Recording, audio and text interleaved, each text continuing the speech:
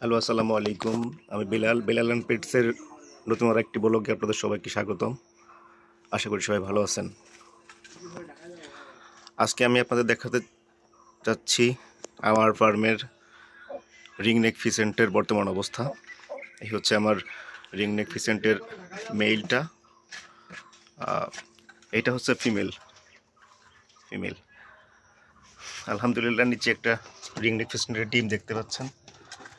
এটা নিয়ে আমার রিংনেক ফিসেন্টের মোট 16টি ডিম পূর্ণ হলো। অবশ্য আমি ডিমগুলা দেশি মুরগির নিচে তাদিতে বসাইছি, যে এখানে বেশ কয়েকটা ডিম আছে। সবগুলো ফিসেন্টের না, অবশ্য মুরগি এবং ফিসেন্ট মিলাই দিছি।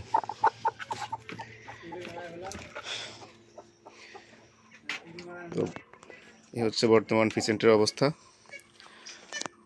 পাশে দেখতে পাচ্ছেন কলম্বিয়ান ব্রাহ্মা। এদের বয়স মোটামুটি 5 মাস হয়ে গেছে। আশা করতেছি আর 1 মাসের ভিতর এরা ডিম দেওয়ার জন্য প্রস্তুত হবে। বর্তমান ওয়েদারটা অনেক বেশি গরম হওয়ার কারণে ওরা বেশি প্রাণবন্ত নেই, তারপরও আলহামদুলিল্লাহ ভালো আছে। এটা আর কি, আপনারা দোয়া করবেন যেন ওরা সফলভাবে ডিম বাচ্চা দেয়। যদিও আমার কাছে ফার্স্ট টাইম, এখন পর্যন্ত কোনো ডিম বাচ্চা আগে করে নাই, প্রথমবার ডিম পাড়ছে। আমি খুব আশাবাদী যে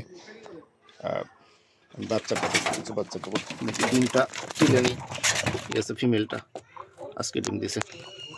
এই যে ডিম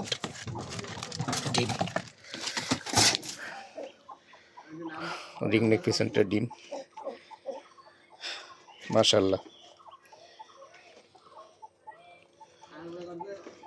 ডিমটাকে আমি মুরগির নিচে দিয়ে দেবো এখন।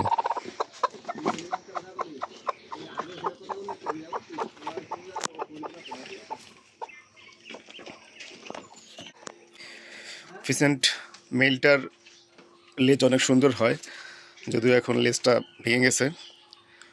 আর অল্প দিনের ভিতরে লেজটা আবার পুনরায় আগের মতো হয়ে যাবে।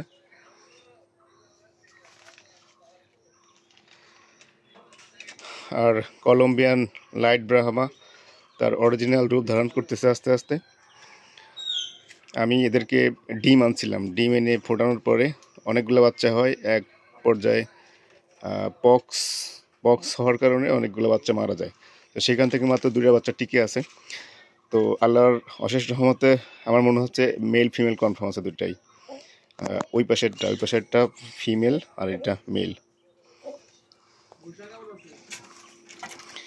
দেখতে পাচ্ছেন ফিজেন্টের মোরগ, আর এইটা হচ্ছে মুরগি।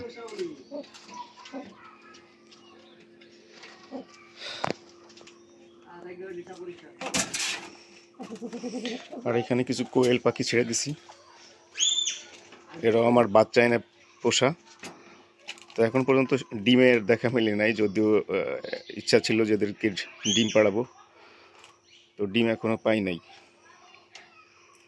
তো আল্লাহ ভরসা, বেঁচে আছে, ভালো আছে এই আলহামদুলিল্লাহ। হয়তো ডিম অল্প কিছুদিনের মধ্যে পেয়ে যাবো।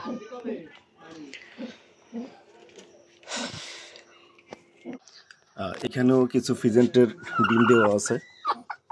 হ্যাঁ, দেখতে পাচ্ছেন এগুলো মোটামুটি ফোটার সময় হয়ে আসছে।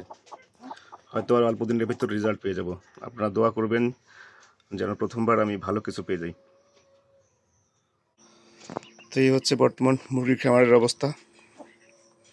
পরবর্তীতে আরও ভালো কিছু দেখানোর চেষ্টা করব আপনাদের।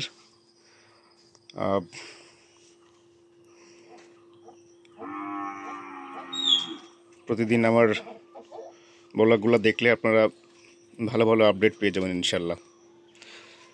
আরও কিছু পেটস যোগ করার ট্রাই করতেছি। আশা করি খুব শীঘ্রই নতুন ভালো কিছু চলে আসবে ইনশাল্লাহ।